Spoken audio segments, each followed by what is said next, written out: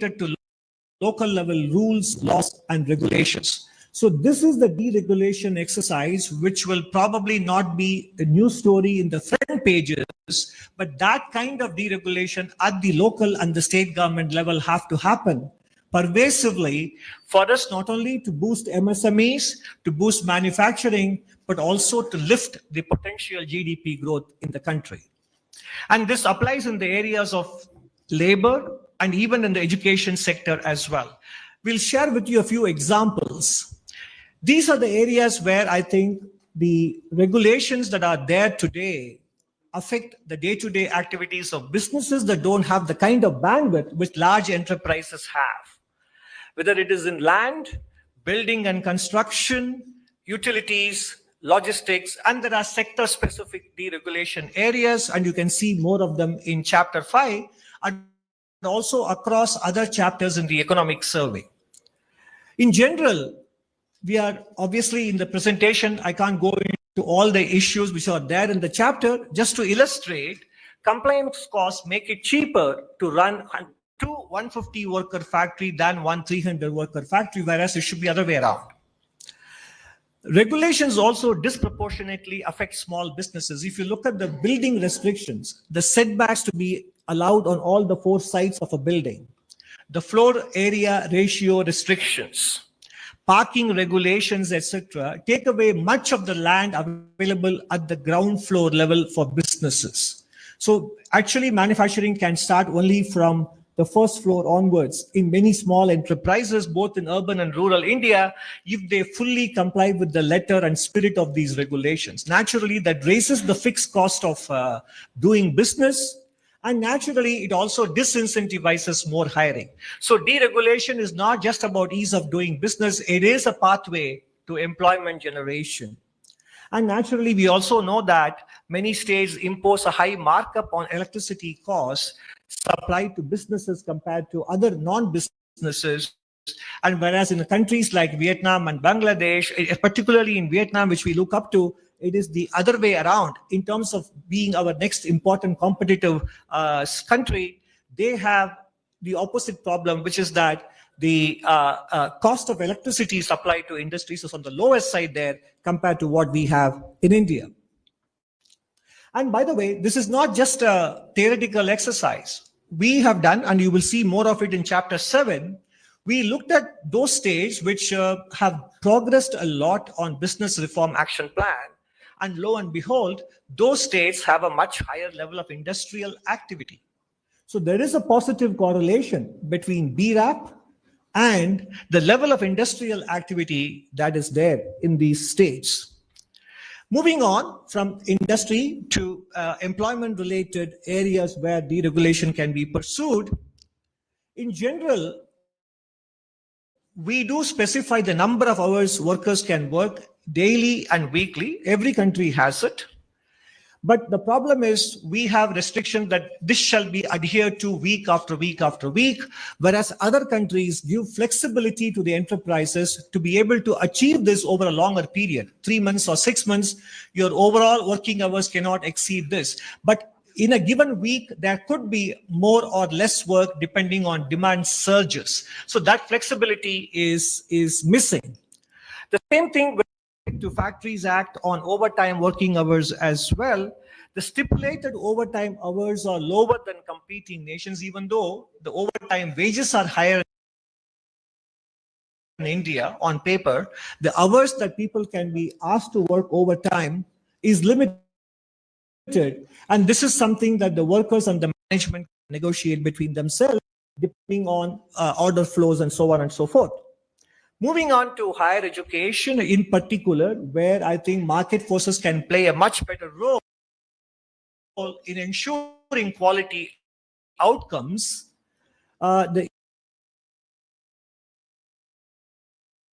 University Grants Commission specifies minimum credits for various course categories and in what sequence as well.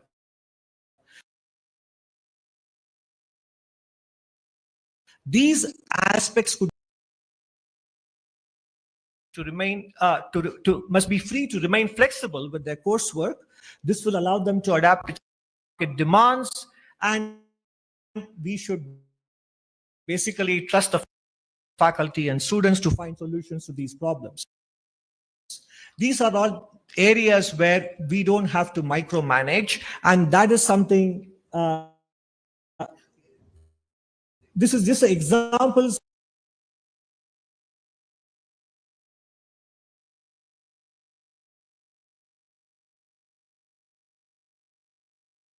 in industry, employment, and education. This is to continue to do the work we have been doing in the last 10 years on augmenting internal capacities for growth. And in July 2024, in agriculture, we devoted a lot of time in chapter 5 on the medium-term outlook on how agriculture can be freed in empowering farmers to be able to use the maximum value and raise productivity. And we deliberately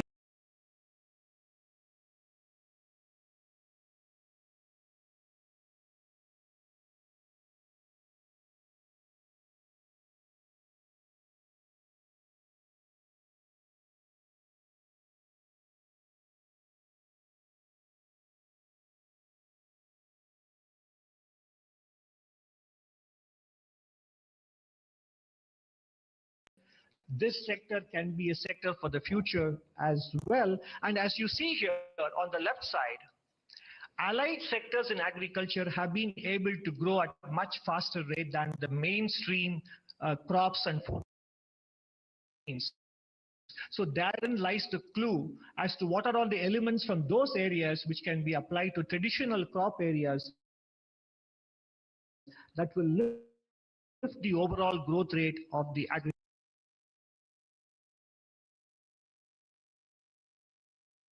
sector. In terms of infra,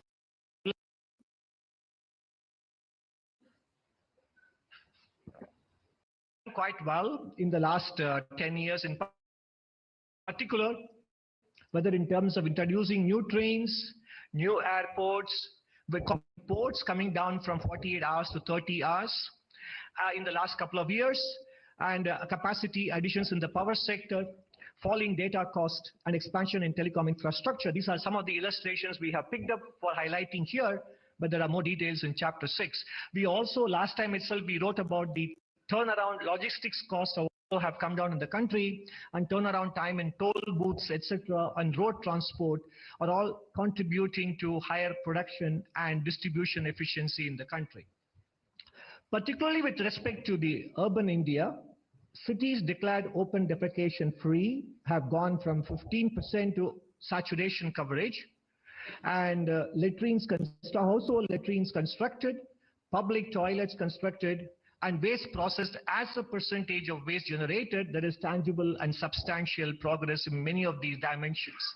On the right side, what you see is that PM Awas Yojana urban and also Amrut in terms of water coverage, 70% tap water and 62% sewage coverage, and also the expansion of metro rail system. The reason we put it up here is that public transportation has to play a much bigger role in our energy transition and energy demand going forward, much more than in fact private mobility solutions, including e-mobility. Public transportation holds the key, and that is why not only we have 1,000 kilometers operational, we have equally another 1,000 kilometers that are underway. So this will, if we can integrate the public transportation network, our carbon emissions and also cleaner air and road congestion, all these dimensions will be addressed by utilizing public transportation infrastructure more efficiently.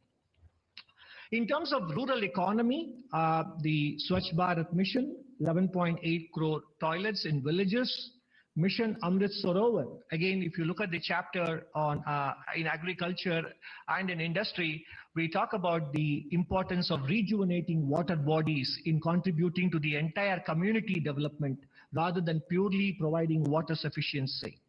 The National Health Mission, Sansad Adarsh Gram Yojana, empowering members of parliament to adopt villages and contributing to village development.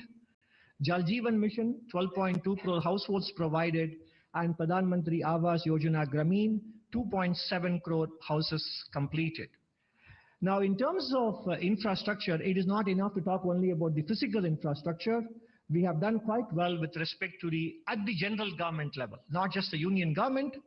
The overall expenditure has gone up from 10.4 lakh crores across the country between center and states to 25.7 lakh crores on social services, primarily health, education, etc.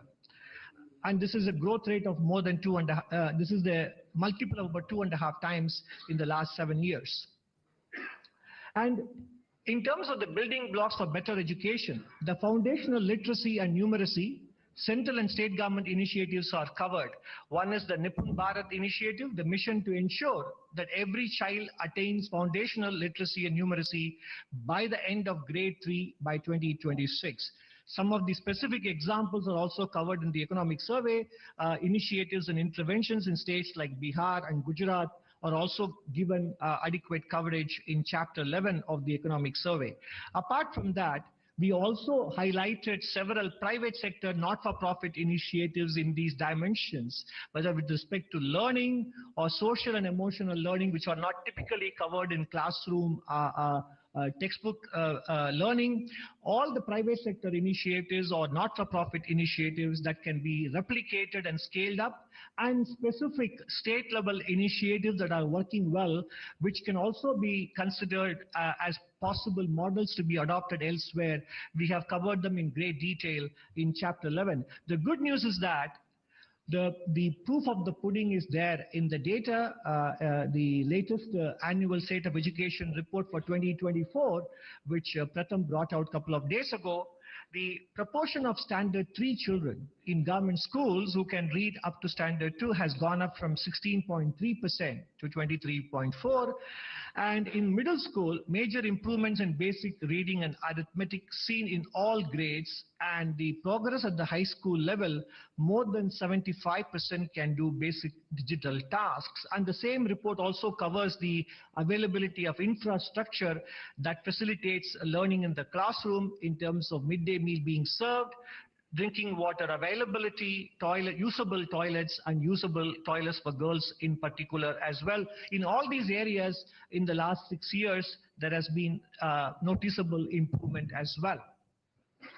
Skilling initiatives found a prominent place in the last budget presented in July, and many of these initiatives, in fact, it looks as if I have to give you a specific glossary for this slide alone in terms of the number of abbreviations that are being used here. CTS stands for Craftsman Training Scheme in Industrial Training Institutes. PMKVY is Pradhan Mantri Kaushal Vikas Yojana, and Jan Shikshan Sansthan is JSS, and NSTI is the National Skill Training Institutes. NAPS stands for National Apprenticeship Promotion Scheme, and NCVET stands for National Council for Vocational Education Training. With this glossary out of the way, now we can look at the statistical landmarks and achievements that we have presented to you here in this slide.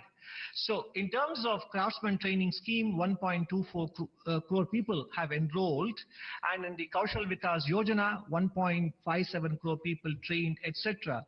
I will refrain from reading out all the statistics out here, but the important point is the industry partnership that is coming up in the apprenticeship promotion scheme and in the internship scheme as well. I think last economic survey spoke about the need for academic, industry and government partnership, and this is an example of that in the skilling space as well. Moving on from physical infrastructure, education and skilling to health, the affordable medicine and immunization program through the Jan Aushadhi Kendras, over 14,000 are operational. Full immunization coverage is happening. Disruptive technologies, including drone technologies, being deployed to provide medicines in remote areas.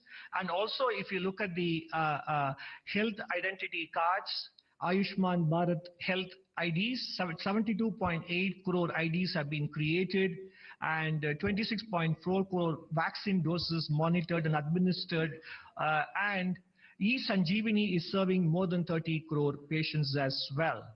I'll move on to the next slide. While physical health is clearly manifestly important, what goes beneath the surface in many cases is the importance of mental health.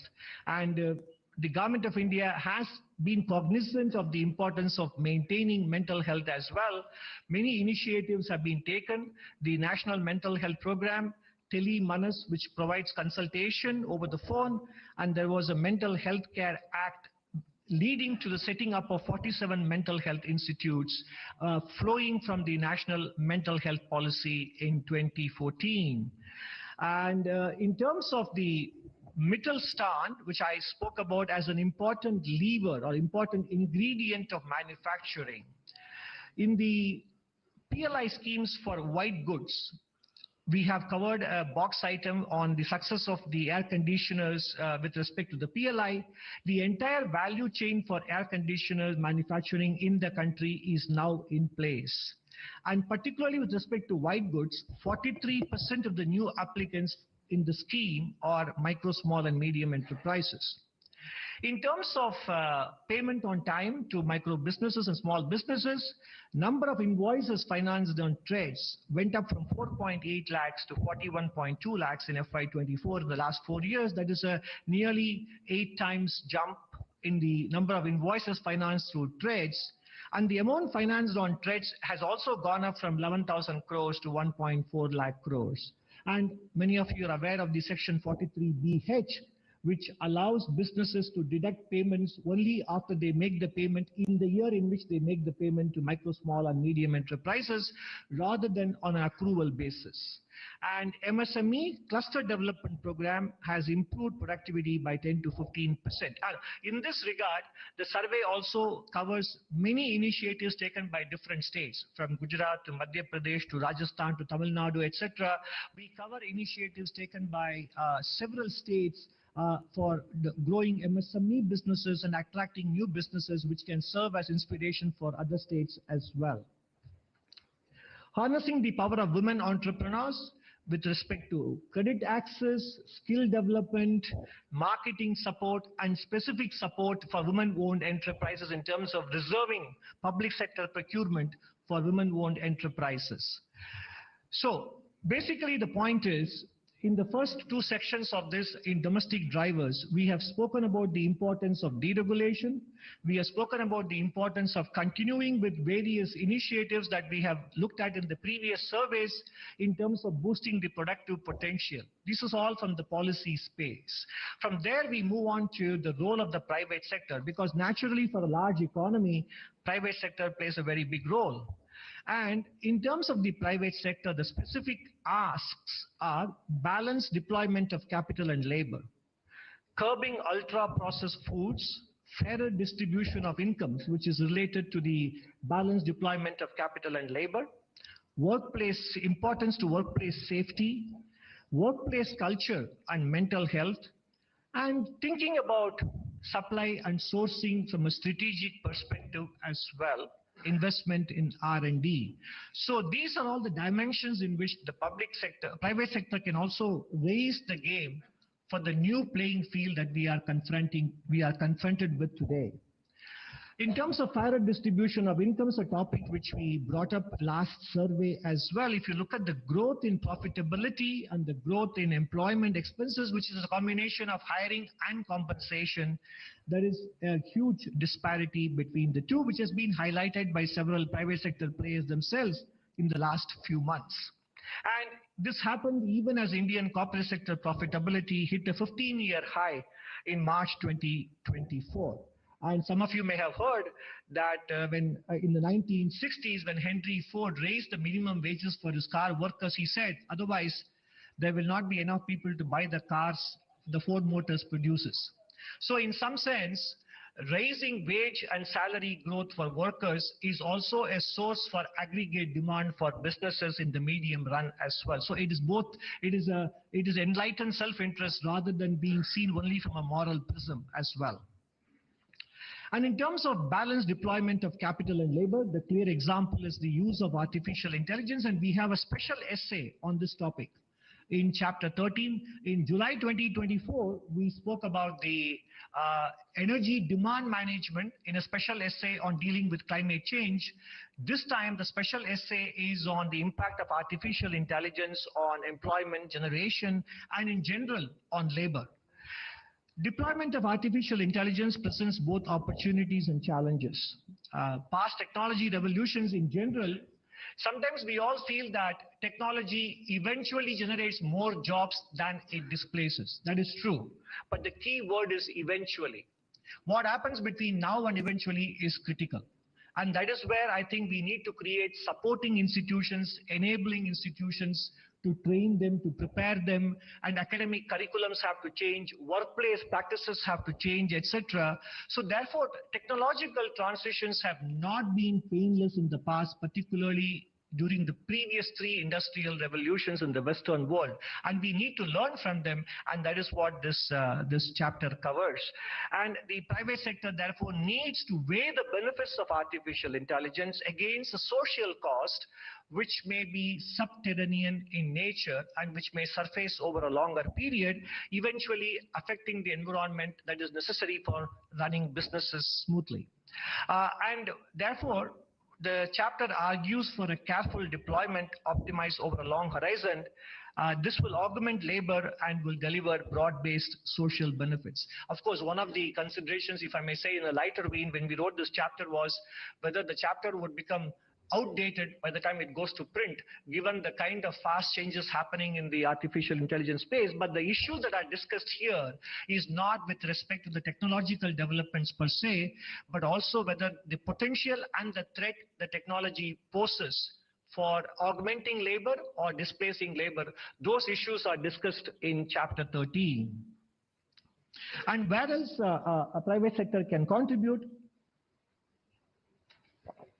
Compared to several countries, when it comes to R&D spend, 50% of it happens from the government and only 41% happens from business enterprises. Even higher education, academic institutions only contribute 9% compared to other countries.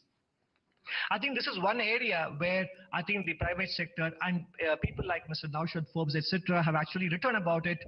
The funding of R&D in India is predominantly from government entities, and it is not for lack of incentives. Specifically, box item 7 in chapter 7 covers the various incentives that the government of India offers in comparison to peer countries, and they are definitely comparable.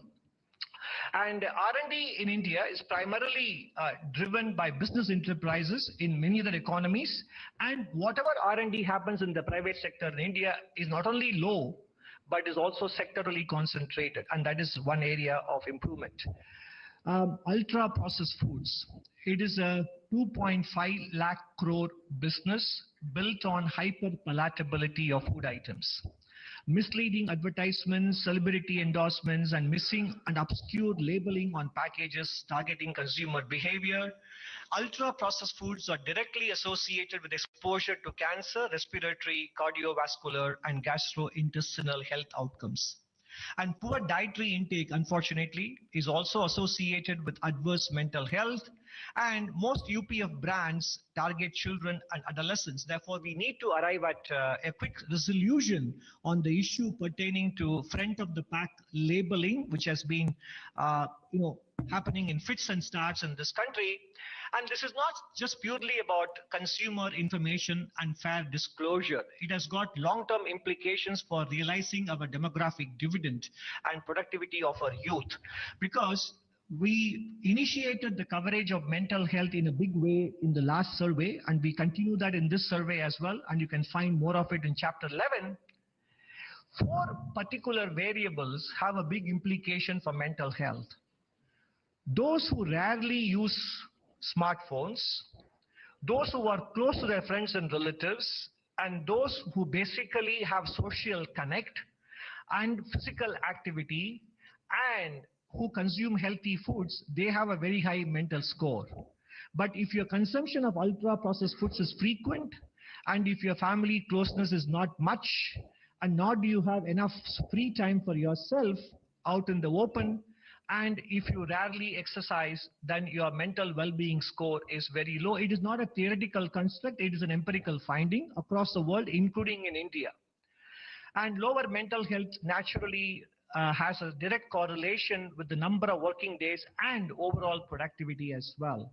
So in general, workplace culture, private sector's attitude towards ultra-processed foods, prioritizing medium term over short term, all these considerations will eventually determine whether India's wanted demographic dividend actually materializes or not.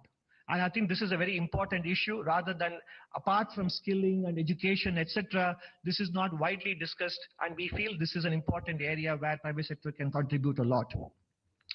Energy transition the Indian way, which is the topic in the chapter on climate change and adaptation. A well-known French economist, Jean Pisani-Ferry, in the context of Europe, wrote that there is an impossible trinity of net zero.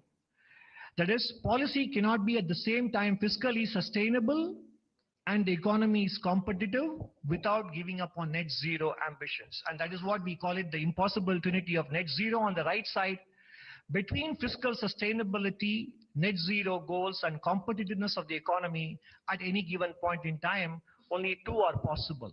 If you want to pursue net zero and be competitive also in the global economic space, then there has to be a lot of subsidization that has to happen.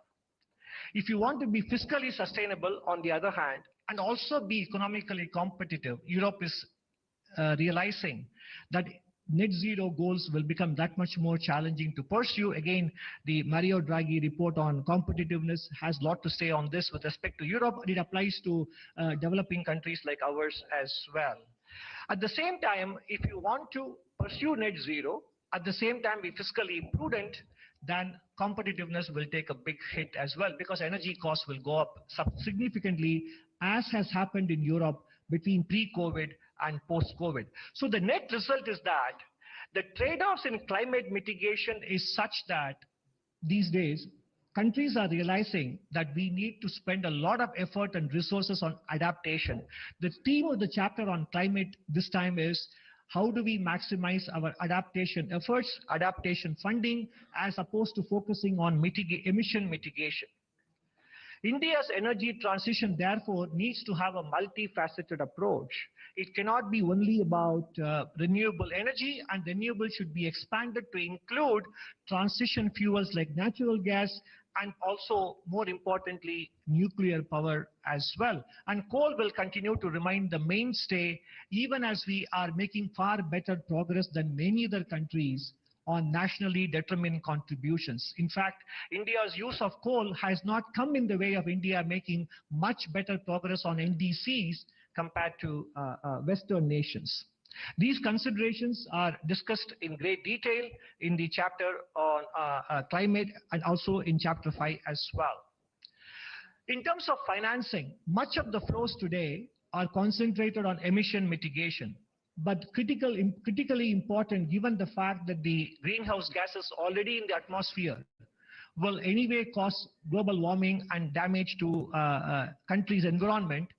Countries need to generate more adaptation financing. In fact, Nobel laureate Thomas Schelling very clearly said, if per capita income growth in the next 40 years compares with the 40 years just before that, vulnerability to climate change should diminish and the resources available for adaptation should be greater. I say this not to minimize concern about climate change, but to anticipate whether developing countries should make sacrifices in their development to minimize the emission of gases that may change the climate to their disadvantage. Their best defense against climate change may be their own continued development. Basically, the point is, economic growth and development generates the resources to be able to deal with energy transition and climate change, and therefore, if we have to continue to grow while making energy transition, prioritization should be on adaptation. And apart from the strategic considerations I mentioned earlier in terms of ensuring that we are not affected by the single source concentration risk that many countries, including India, are exposed to. And as we wrote in the last economic survey in chapter 13, the power of collective action, small changes, big impact, has to be also kept in mind. The lifestyle for environment movement, small individual actions, impact of lifestyle changes. A 13% change in global population behavior can reduce carbon emissions. For example, having the thermostat at 26 degrees or 27 degrees and having a small fan circulation will keep the room cool than keeping the thermostat at 20 degrees in summer, for example. Food waste reduction.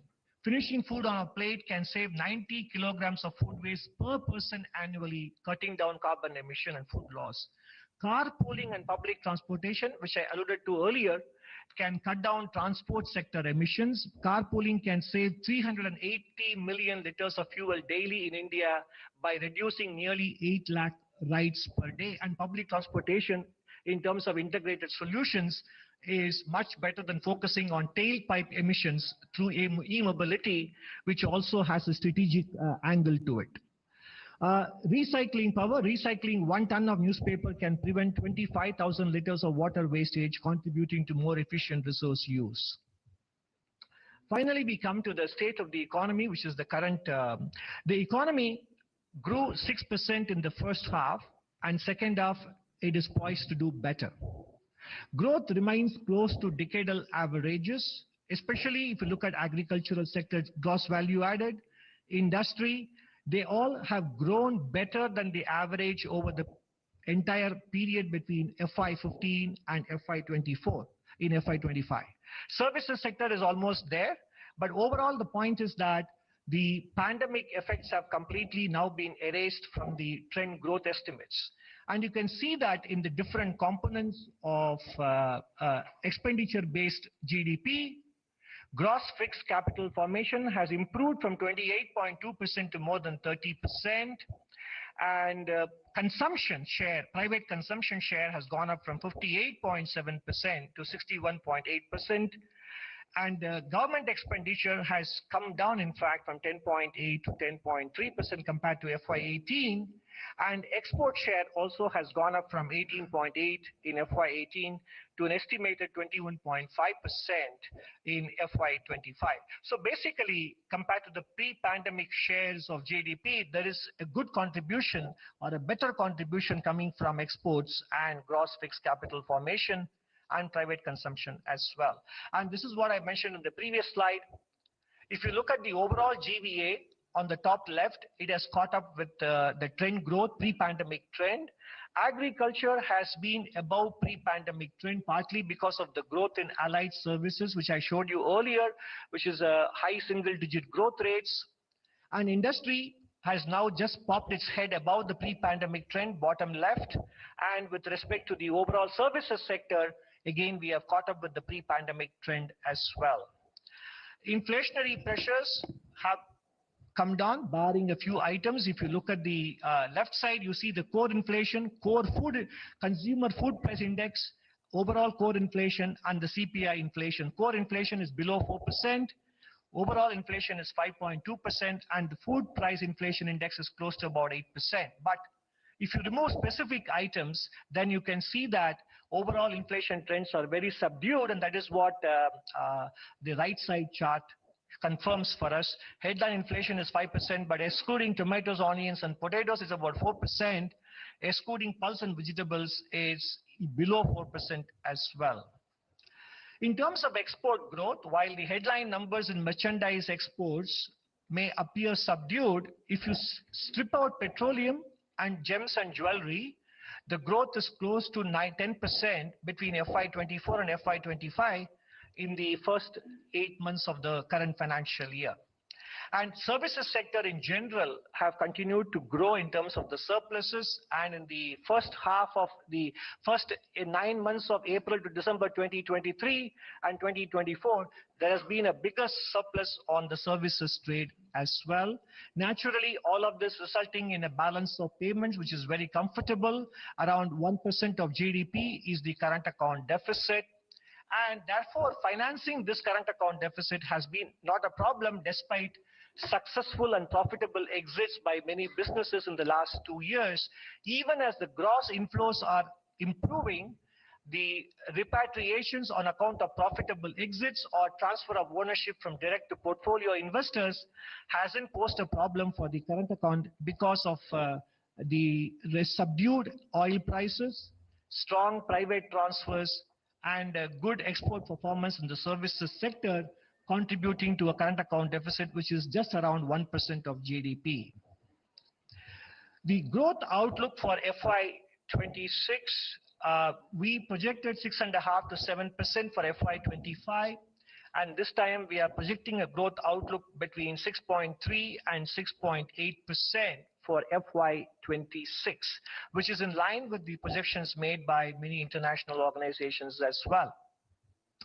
The risk factor, of course, again, not only because of the changes in the global playing field, global stock markets also have become lately volatile, as we witnessed earlier this week. And we have an interesting box item in chapter 2 looking at the correlation between S&P 500 and the Nifty indices. Whenever in the last 24 years since the millennium began, whenever the S&P 500 corrected, what was the impact on Indian stocks and vice versa. So that is a factor that we need to keep in mind, because the massive growth in retail participation in the Indian stock market is definitely a good thing. But also, when the market corrects, it could have implications for spending intentions, and sentiment effect, etc. could be significant. And that is one risk we have kept in mind when we came up with the outlook between 6.3 and 6.8% for the real GDP growth. And as we always say, we will be very happy to be proven to be wrong and conservative if the final outcome turns out to be better than 6.8 as well. So to sum up, how do we raise our game for a new playing field when globalization is no longer going to provide the tailwind in terms of export growth and foreign investment growth? We need to deregulate to make it easier for small and medium enterprises to grow.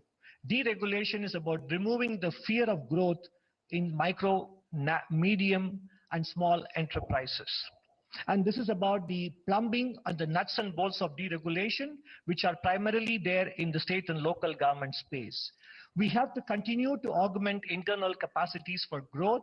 Particularly, agriculture sector has a potential to contribute up to 1% to GDP growth. Private sector can do its part in terms of lifting the spending on R&D, in terms of striking a better balance between capital and labor share in their businesses, in terms of marketing of ultra-processed foods, and taking mental health seriously as well.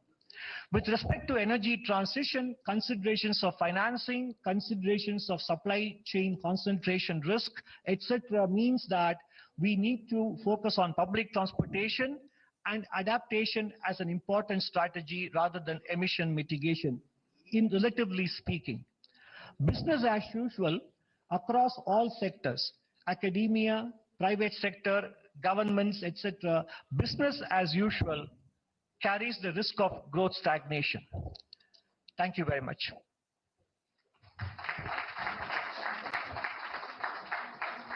Thank you, sir, for the presentation.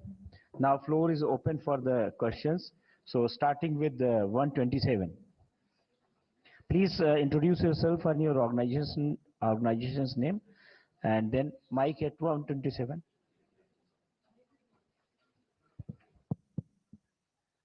Hi, sir. Good evening.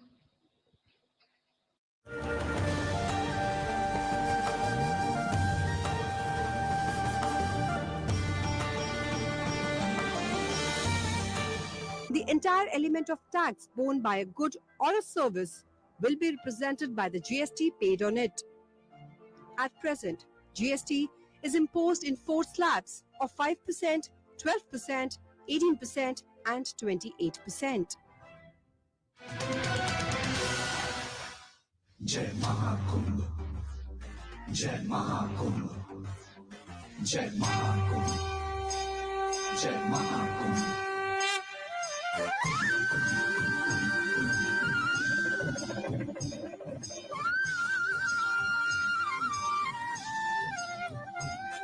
Jai Mahakumbh. Mahakumbh पग पग जयकारा महाकुंभ तन कुंभ कुंभ मन कुंभ कुंभ जीवन सारा अब कुंभ कुंभ जय महाकुंभ पग पग जयकारा महाकुंभ तन कुंभ कुंभ मन कुंभ कुंभ जीवन सारा अब कुंभ कुंभ इस सत्य सनातन धारा का सौभाग्य हमारा महाकुंभ जय महाकुंभ पग पग जयकारा महाकुंभ जय महाकुंभ पग पग जयकारा महाकुंभ तन कुंभ कुंभ मन कुंभ कुंभ जीवन सारा अब कुंभ कुंभ जय महाकुंभ जय महाकुंभ